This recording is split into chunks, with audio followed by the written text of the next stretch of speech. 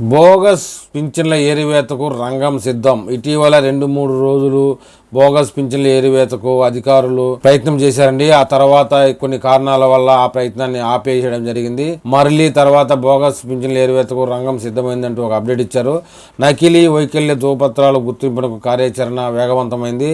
జనవరి 3వ తేదీ నుంచి మంచానికి పరిమితమైన వారి ఇళ్ల దగ్గరికి వెళ్లి వారికి పింఛన్ అర్హత ఉందా లేదా అనేది పునఃసమీక్షిస్తారట.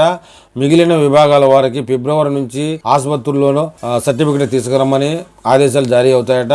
కొత్త దరఖాస్తులను స్వీకరణ తాత్కాలికంగా నిలిపివేయడం జరిగింది. కొత్తగా పింఛన్లు పొందాలనుకునే వారికి దాదాపు 3-4 నెలల తర్వాతనే కొత్త పింఛన్లు ఇవ్వడం జరుగుతుందంటూ ఒక అప్డేట్ ఇచ్చారు. ఇది మటుకు కొత్త పింఛన్లు ఎదురు చూస్తున్న వారికి షాక్ అనే చెప్పాలి. అందరూ సంక్రాంతిలో ఇస్తారు కొత్త పింఛన్లను ఎదురు చూస్తున్నారండి. కానీ ఇంకా 2-3 నెలల వరకు కొత్త పింఛన్లు ఇచ్చే అవకాశమే లేదని తేలిపోతుంది. నకిలీ వైకల్య ధృవపత్రాలతో అక్రమ పింఛన్లు పొందుతున్న వారిని గుర్తించేందుకు జనవరి 3వ తేదీ నుంచి రాష్ట్ర వ్యాప్తంగా ప్రత్యేక వైద్య నిర్ధారణ పరీక్షలు నిర్వహిస్తున్నారు. ఈ పరీక్షలు వచ్చే ఏడాది ఏప్రిల్ మే వరకు కొనసాగుతాయండి. అంటే జనవరి, ఫిబ్రవరి, మార్చి, ఏప్రిల్, మే వరకు కొనసాగుతాయి. ఈ నేపథ్యంలో కొత్త వారికి వైకల్య ధృవీకరణ పత్రాలు జారీ చేయడం ప్రభుత్వం ఆపేసిందని చెప్తున్నారు.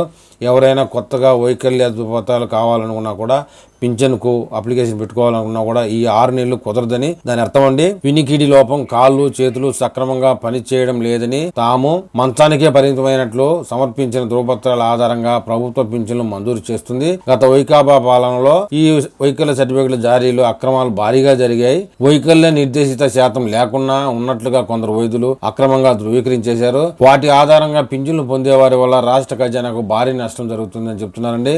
ముఖ్యమంత్రి చంద్రబాబు ఆదేశాల మేరకు బోగస్ ఏరివేతకు గ్రామీణ పేదరిక నిర్మూలన సంస్థ, సిర్ప్ వైద్య ఆరోగ్య సంస్థ పరస్పర సమయంతో చర్చలు ప్రారంభించాయండి. వైకల్య సర్టిఫికెట్ల జారీలో అక్రమాలకు పాల్పడిన వైద్యులను ముందుగా గుర్తించి వారిపై చర్యలు తీసుకునేందుకు కూడా ప్రభుత్వం కార్యాచరణ సిద్ధం చేస్తా ఉంది. తొలుత మంచానికే పరిమితమై నెలకు 15,000 రూపాయల చొప్పున పింఛన్లు పొందుతున్న సుమారు 25,000 మందిలో అనర్హులను గుర్తించేందుకు ప్రణాళిక సిద్ధమైంది. జనవరి 3 నుంచి వైద్య బృందాలు వాళ్ళ ఇంటికి వెళ్లి ఆరోగ్య పరిస్థితిని పరిశీలిస్తాయి. జనవరి నెలాఖరు నాటికి ఈ ప్రక్రియ పూర్తి చేస్తారండి. అందుకోసం సిర్ప్ రూపొందించిన యాప్లో వైద్యులు వివరాలు నమోదు చేస్తారు.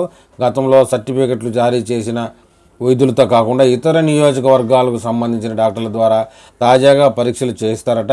ఇకపోతే 6,000 రూపాయలు పింఛను పొందేవారు వచ్చే ఏడాది ఫిబ్రవరి నుంచి 6,000 చొప్పున పింఛను పొందుతున్న వారికి ప్రభుత్వ ఆసుపత్రుల్లో అంటే వారే నేరుగా ప్రభుత్వ ఆసుపత్రికి వెళ్లి వైకల్య పరీక్ష నిర్ధారణ చేసి ఏప్రిల్, మే వరకు ఈ పరీక్షలు జరుగుతాయండి. దాని టైం వరకు 4,64,498 మంది ఆర్తో, 95,561 మంది అంధత్వం, మిగతా ఈఎన్టీ విభాగం వారు కూడా డాక్టర్లు అందుబాటులో ఉంటారట.